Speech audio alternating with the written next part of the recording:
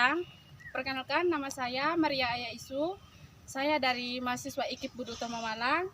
Saya dari Fakultas Sejarah. Seperti yang teman-teman lihat di belakang saya, saya berada di situs bersejarah yaitu Candi Badut. Ikuti saya, kita melihat apa saja yang ada di Candi Badut ini. Ayo guys! Sebagian ahli purbakala berpendapat bahwa Candi Badut dibangun atas perintah Raja Gajayana dari Kerajaan Kanjuruhan dalam prasasti Dinoyo. Dalam tubuh candi terdapat ruangan seluas sekitar 5,53 x 3,67 meter persegi. Di tengah ruangan tersebut terdapat lingga dan mani yang merupakan lambang kesuburan. Di sisi selatan seharusnya terdapat arca Siwa Guru dan di sisi timur seharusnya terdapat arca Ganesha. Keduanya sudah tidak ada lagi di tempatnya. Akan tetapi banyak bagian yang sudah hilang atau belum dapat dikembalikan ke bentuk asalnya.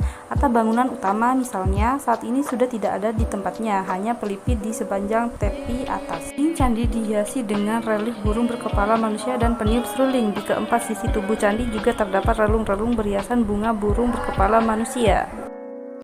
Dari Candi Badut tersebut adalah Candi Badut ini adalah salah satu peninggalan Kerajaan Kanjuruhan, yaitu yang dipimpin oleh Prabu Gajayana. Candi Badut ini terletak di Dusun Besuki, Kecamatan Dau, Kabupaten Malang, Provinsi Jawa Timur. Oke, baik teman-teman, di sini saya berdiri dengan salah satu narasumber yang mengetahui. Mungkin teman-teman bertanya, kok kenapa sih Candi Badut ini dinamakan Candi Badut? Nah, di sini ada narasumber sedikit menjelaskan kok kenapa sih Candi Badut ini dinamakan Candi Badut. Baik, terima kasih. Jadi penamaan Candi Badut ini memiliki banyak versi dari para sejarawan ya kawan-kawan. Jadi pertama itu menurut versinya itu dinamakan Candi Badut sebab di kompleks candi ini terdapat pohon badut gitu, itu sejenis pohon nangka. Jadi karena terdapat banyak pohon badut diberilah nama Candi Badut, atau juga di kompleks ini atau desa ini dinamakan Desa Badut begitu. Oh, jadi desa sini ini dinamakan Desa Badut. Jadi begitu. Dan ada juga beberapa versi yang mengatakan bahwa penamaan Candi Badut ini diambil dari nama kecil Raja Gajayana begitu. Karena kecilnya Raja Gajayana itu terkenal jenaka begitu. Makanya dinamakan Candi Badut. Nah, ada juga versi yang mengatakan bahwa penamaan candi ini dinamakan oleh resi begitu. Dia Resi Agastya ya. Jadi penamaan ini candi ini diberi nama oleh Resi Agastya. Yang sebenarnya kata badut ini plesetan dari kata mendut yang artinya cahaya. Mbak, mungkin yang Mbak Milia tahu tentang sejarah didirikan Candi Badut tersebut dan siapa yang menemukan Candi Badut tersebut dan pada tahun berapa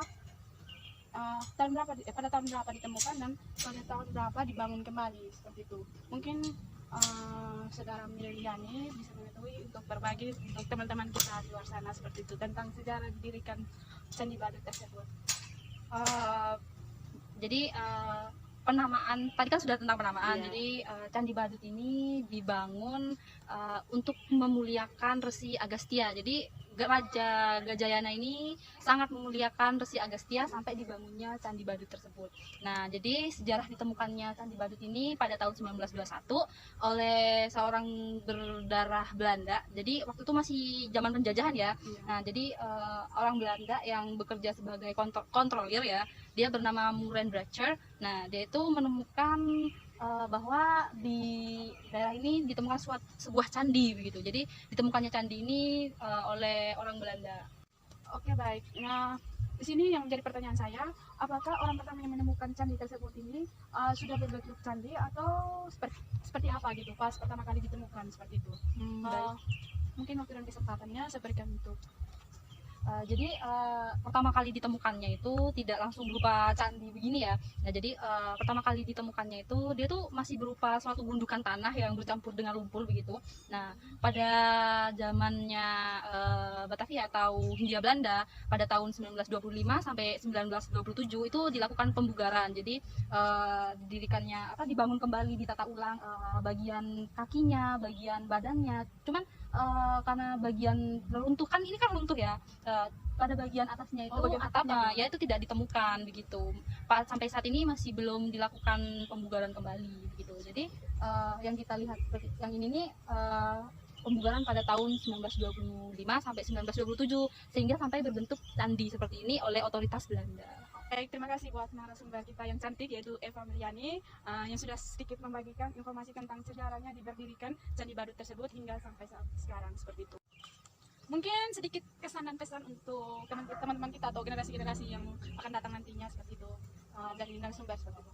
Baik, terima kasih atas kesempatannya untuk mengucapkan pesan untuk kawan-kawan ya. Jadi candi ini merupakan salah satu kekayaan budaya kita, salah satu situs yang harus kita jaga baik-baik. Jadi ketika kalian datang ke sini, ketika kalian mengunjungi tempat ini, mencari tahu tentang sejarahnya, historisnya, kalian juga harus menjaga gitu. Jadi jangan sampai merusak gitu, ada coretan tangan lah, pahatan-pahatan lain selain pahatan dari prasasti ini begitu. Jadi sebagai pemuda bangsa, sebagai generasi bangsa, kita seharusnya menjaga, melestarikan, bahkan mungkin kita mempelajari, terus kita bisa share, kita bisa sharing bahwa ini loh bangsa saya, ini loh negeri saya yang kaya begitu, kaya akan budaya, situs peninggalan, terus kekayaannya begitu. Mungkin itu saja dari saya. Mari kita jaga bersama-sama apa yang telah pendahulu kita wariskan kepada kita. Oke, itu mungkin pesan dan kesannya narasumber kita, yaitu mari kita jaga bersama-sama tentang apa peninggalan sejarah atau kebudayaan yang ditinggalkan untuk kita yang supaya bisa kita ceritakan lagi untuk generasi-generasi yang akan datang seperti itu. Saya Maria Isu dan narasumber saya Eva Meliani pamit undur diri. Sekian informasi yang dapat kami sampaikan tentang Candi Badut. Semoga dapat bermanfaat untuk teman-teman di luar sana atau generasi-generasi yang akan datang. Selamat sore. Sampai jumpa. Sampai jumpa di vlog yang selanjutnya.